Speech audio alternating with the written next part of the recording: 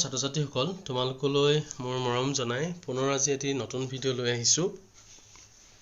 ইয়াৰ আগৰ ভিডিঅ'টিত আমি ক্লাছ 5ৰ বাৰ্তক কবিতাটিত থকা বিভিন্ন এক্টিভিটিৰ বিষয়ে আলোচনা কৰি আছিলোঁ আৰু আজি আমি তাৰ পৰৱৰ্তী এক্টিভিটিজখিনি বিষয়ে আলোচনা কৰিম।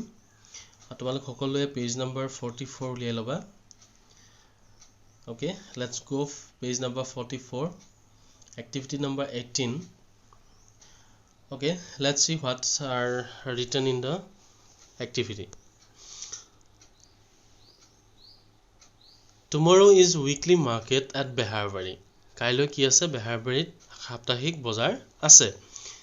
Robin and his father will go there to sell vegetables. Robin aru temor deutak kole jabo vegetable bikibor babe jabo. Let's read what Robin is planning for tomorrow. এটা কাইলৈ ৰবিনেনো কি কৰিব তাৰে কিছুমান প্ল্যান কৰিছে চাওচোন আহা। এটা ইয়াত আমি গাড়ীখনত দেখিছো ৰবিন আৰু দেউতাক গৈছে পিছফালে ভেজিটেবলছ লৈ আছে লোড হৈ আছে গোটেই গাড়ীখনতে ঠিক আছে। It is I am so happy that tomorrow I will be going to the weekly market with my father. I am so happy মই বহুত হ্যাপি হৈ আছো। কিয় হ্যাপি হৈ আছো? কাৰণ tomorrow I will be going to the weekly market. মই কাইলৈ কলৈ গৈ আছো? weekly market লৈ গৈ আছো with my father. মোৰ দেউতাৰ হৈতে। I will wear the new shirt that I bought last month. মই যোৱা মাহত কিনা মোৰ নতুন শাৰ্টটো পিন্ধি যাম।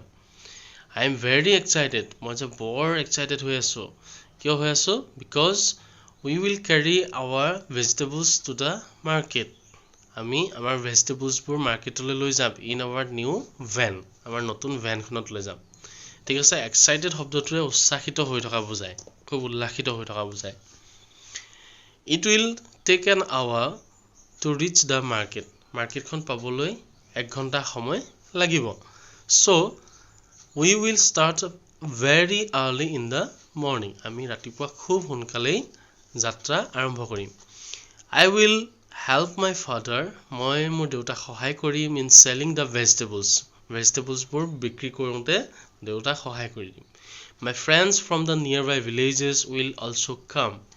আৰু মোৰ লগৰ যিখিনি বন্ধু আছে সেই মাৰ্কেটখনৰ ওচৰৰ যিবোৰ গাঁৱৰ মোৰ লগৰ বন্ধুবোৰ আছে তেওঁলোকো আহিব। I will buy toys for my sister. মই সিষ্টাৰৰ কাৰণে কি কিনিম? টয়জ কিনিম, মানে পুতলা কিনিব। She will be very happy. তাইও বৰ হ্যাপি হ'ব। While coming back, যেতিয়া উভতি আহিম I shall buy some sweets for my mother. মই মোৰ মাৰ কাৰণে অলপ কি আনিম? মিঠাইও আনিম। ঠিক আছে, এতিয়া আসলতে এইটো প্ল্যান কৰিছে কাইলৈ যেহেতু মাৰ্কেটলৈ যাব যেনেকৈ আমি ক'বালৈ যোৱাৰ আগত আমি প্ল্যান কৰোঁ আমি কিবা কিবি কৰিম ঠিক তেনেকৈ তোমালোকে যেনেকৈ ক'বালৈ ফুৰিবলৈ যাওঁতে কৰা ঠিক তেনেকৈ ৰবিনেও দেউতাকৰ লগত কাইলৈ বজাৰলৈ যোৱাৰ আগত কি কৰিব সেইখিনি এটা প্ল্যানিং কৰিছে, এটা আঁচনি তৈয়াৰ কৰিছে। এতিয়া আমাৰ পৰৱৰ্তী এক্টিভিটিলৈ আগবাঢ়িছো। Activity number 19, rewrite the following sentences using will or shall. গোটেই বাক্যকেইটা পুনৰ লিখিবলৈ কৈছে will আৰু shall ব্যৱহাৰ কৰি। ঠিক আছে, এতিয়া ইয়াত দিছে চোৱা we sell our vegetables at the weekly market. প্ৰথম বাক্যটো দিছে we sell our vegetables at the weekly market. এতিয়া ইয়াত কি হ'ব পাৰে? will হ'ব নে shall হ'ব বাৰু? আমি ইয়াত পাই আহিছো ওপৰৰ পেৰাগ্ৰাফটোত, তথাপি মই এইখিনিতে এটা কথা জনাও will আৰু shall ব্যৱহাৰ কৰে সদায় ফিউচাৰ টেন্স বুজাবৰ কাৰণে, যেটো কোৱা হয় ভৱিষ্যৎকাল। আমি টেন্সৰ বিষয়ে জানো অলপ, past tense, present tense, future tense. past tense হৈছে অতীতত হৈ যোৱা কাম এটা, বৰ্তমান হৈছে present tense আৰু future বুজাবলৈ অসমীয়াত যেটো ভৱিষ্যৎকাল হেতু future অৰ্থাৎ আগলৈ কিবা এটা হ'ব হেতু কোৱা হয় future tense. এতিয়া will আৰু shall হৈছে future tenseৰ বিভাৰ্ব বা সহায়কাৰী ক্ৰিয়া। ঠিক আছে, ইয়াৰ বিষয়ে পাছৰ পৰ্যায়ত আমি ভালদৰে আলোচনা কৰিম। এতিয়া এইখিনিতে আমি জানি থোৱা ভাল যে will আৰু shall কেতিয়া কেতিয়া ব্যৱহাৰ হয়।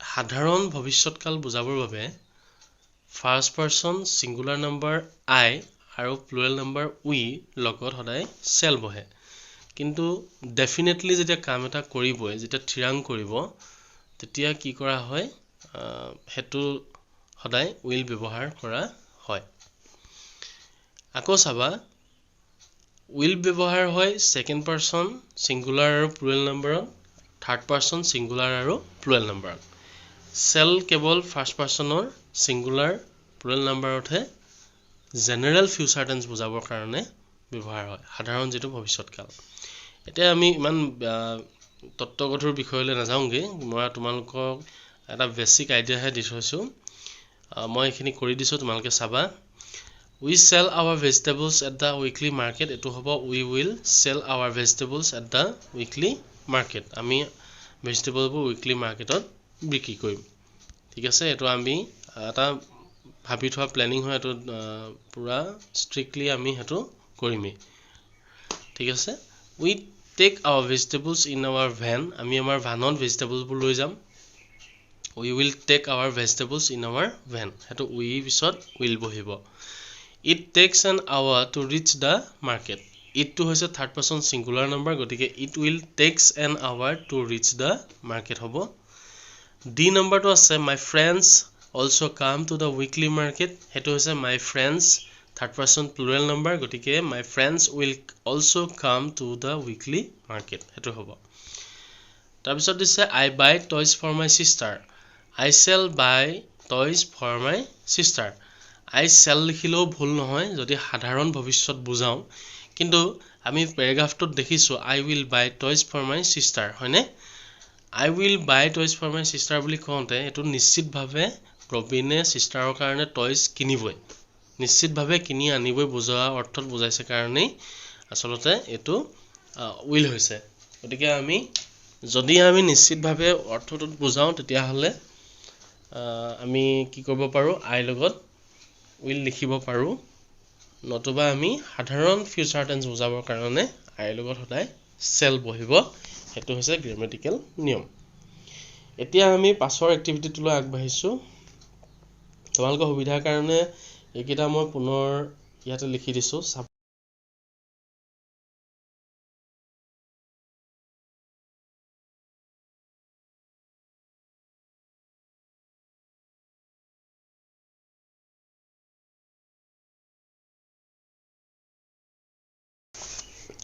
let's talk activity number 20 look at the pictures below তলৰ পিকচাৰ বোৰলৈ চোৱা and imagine what is going on আৰু কি হৈছে তোমালোকে অনুমান কৰা sit in pairs and ask your friend a question and he or she will say the answer by looking at the picture তোমাৰ বন্ধুৰ লগত ইয়াত বহিবলৈ কৈছে আৰু এটা কোৱেশ্চন সুধিবলৈ কৈছে আৰু আনসাৰো তেতিয়া তোমাৰ বন্ধুজনে দিব one is done for you as an example তোমালোকক এটা উদাহৰণ হিচাপে ইয়াত দিছে সোৱা student A নামৰ student জনে কৈছে why is the girl happy ছোৱালীজনী কিয় happy এখন পিকচাৰ হয় তোমালোকে দেখিছা ঠিক আছে এখন পিকচাৰ ছোৱালীজনী ইয়াত কৈছে why is the girl happy ছোৱালীজনী কিয় happy Student B কৈছে she is happy because she is wearing a beautiful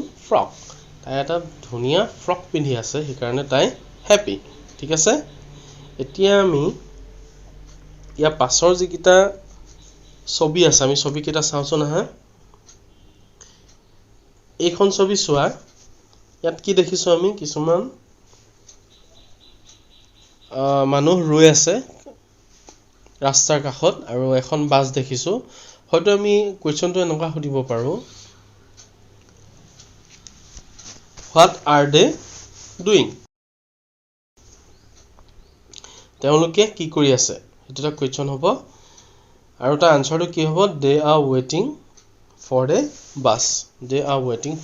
bus তেওঁলোকে এখন বাছৰ কাৰণে ওয়েট কৰি আছে বা অপেক্ষা কৰি আছে ঠিক আছে এতিয়া চাও আমাৰ নেক্সট যিখন পিকচাৰ আছে পিকচাৰখন আমি কি দেখিছো দুটা চৰাই দেখিছো এজোপা গছত আমি হুটিব পাৰো দুই ধৰণে আমি হুটিব পাৰো এনেদৰে how many birds on the tree এটো আনসাৰটো হ'ব there are two birds on the tree নতুবা আমি এটো সুধিব পাৰো where are the birds চৰাই কেইটা ক'ত আছে the birds are on the tree চৰাই কেইটা ক'ত আছে গছত আছে এইখন পিকচাৰ চাবা ইয়াত এটা লৰাই কান্দি আছে হয়নে কিয় কান্দি আছে বাৰু আমি কোৱেশ্চনটো সুধিব পাৰো why is the boy crying লৰাটোৱে কিয় কান্দি আছে তেতিয়া আনসাৰটো হ'ব he is হয়তো হাংগ্ৰি হ'ব তাৰ ভোক লাগিছে নতুবা হি কিবা এটা খেলি আছিল কিবা এটা হল চাগে হেতু হ'ব পাৰে তাৰ এইখিনি হয়তো এটা পুতলা হ'ব গতিকে পুতলাটো হয়তো বেয়া হ'বও পাৰে গতিকে আমি এটো ক'ব পাৰো কোৱেশ্চনটো হ'ব why is the boy crying লৰাটোৱে কিয় কান্দিছে আৰু আনসাৰটো হ'ব his toy is broken তাৰ কি হৈছে পুতলাটো ভাগি থাকিলে এতিয়া আমাৰ এইখন পিকচাৰলৈ চোৱা ইয়াত কি হৈছে কেইটামান লৰাই কিবা এটা খেলি আছে কি খেল খেলিছে বাৰু আমি সকলোৱে চিনি পাও এইবিধ খেলৰ নামটো কি বাস্কেটবল বুলি কোৱা হয় আমি সুধিব পাৰো what are the boys playing ক'ব পাৰো বা what are the boys doing ক'ব পাৰো গতিকে কোৱেশ্চনটো হ'ব what are the boys playing বা what are the boys doing আৰু আনসাৰটো হ'ব the boys are playing basketball ঠিক আছে তোমালোকে পাৰিবা নিশ্চয় এতিয়া আমি পাছৰ এক্টিভিটিটোলৈ আগবাঢ়িছো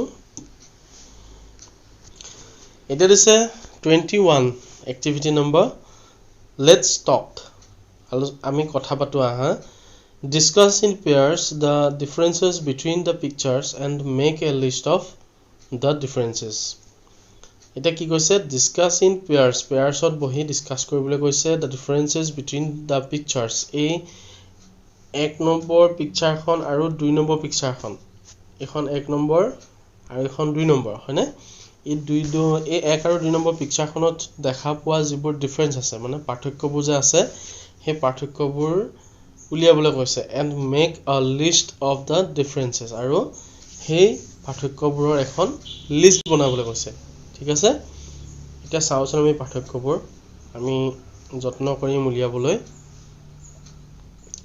মই টিক দি যাম ঠিক আছে প্ৰথম পিকচাৰখনলৈ যদি চাও ইয়াত এজনী বাৰ্ড দেখিছো কিন্তু ইয়াত দেখা নাই ইয়াত এখন ৰেইনবো দেখিছো কিন্তু ইয়াত দেখা নাই মই কাটি দিছো এনেকে তাৰ পিছত আছে ইয়াত এজনী কি দেখিছো গড দেখিছো কিন্তু ইয়াত নাই দেখা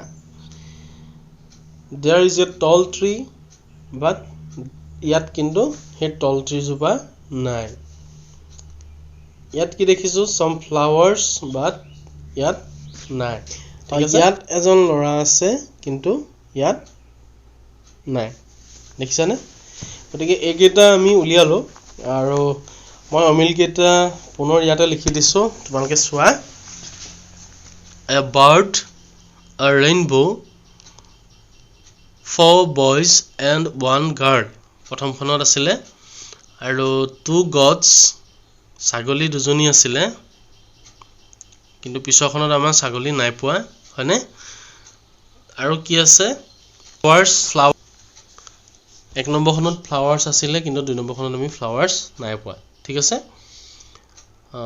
এয়া তোমালোকৰ সুবিধাৰ বাবে মই এটা লিখি দিলো এতিয়া আমাৰ পৰৱৰ্তী এক্টিভিটিটোলৈ আগবাঢ়িছো এটা কি দিছে চোৱা now tell a story to your friend based on the pictures এই পিকচাৰ কেইখনৰ লগত জড়িত হোৱাকৈ তোমালোকৰ বন্ধুক কি কৰিবলৈ কৈছে এটা গল্প ক'বলৈ কৈছে বা সাধু ক'বলৈ কৈছে you may use the following words and phrases while telling the story যেতিয়া তোমালোকে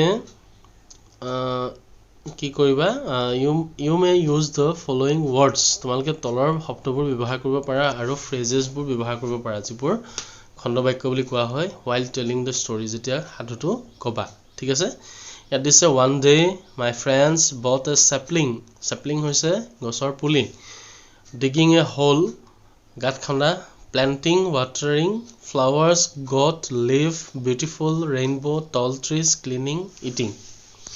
ঠিক আছে মই তোমালোকক সহায় হোৱাকৈ মই লিখি নিদিওঁ কিন্তু মই কৈ দিছোঁ বাৰু তোমালোকে নিজে যত্ন কৰিবা আচলতে এইটো তোমালোকৰ সম্পূৰ্ণ নিজাববীয়া কাম হয় তথাপিও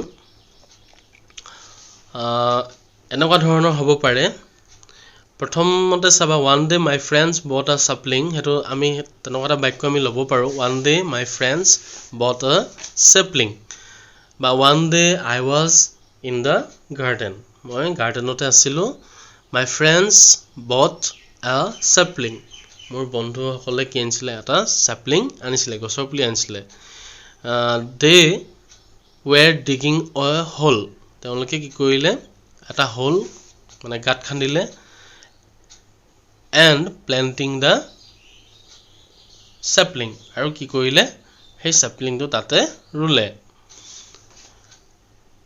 later তাৰ পাছত কি কৰিলে they were watering the plant and flowers তেওঁলোকে কি কৰিলে ফুলবোৰত মোৰ বন্ধুসকলে ফুলবোৰত আৰু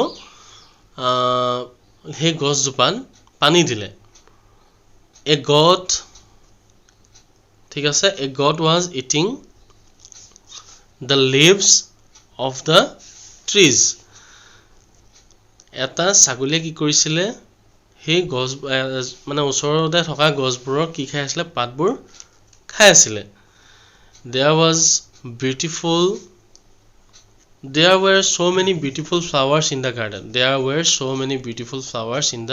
garden আৰু তাত কি আছিল বহুত ধুনিয়া ধুনিয়া ফুল আছিল ঠিক আছে আৰু এখন কি দেখিছিলো আমি পিকচাৰত আমি দেখিছো ৰেইনবো আছে হয়নে there was a beautiful rainbow কত দেখিছিলো বাৰু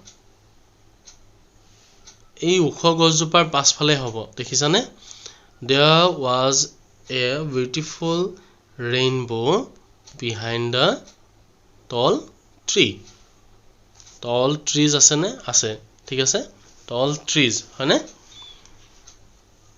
ঠিক আছে এনেকৈ তোমালোকে এটা গল্প বনাব পাৰিবা আৰু তোমালোকে যত্ন কৰিবাচোন যদি কিবা অসুবিধা পোৱা তেন্তে কমেন্ট বক্সত জনাবা মই তোমালোকক সহায় কৰিবলৈ যত্ন কৰিম আকৌ এটি নতুন ভিডিঅ'ৰ সৈতে তোমালোকক লগ পোৱাৰ আশাৰে মোৰ এই ভিডিঅ'টি ইমানতে সামৰণি মাৰিলোঁ ধন্যবাদ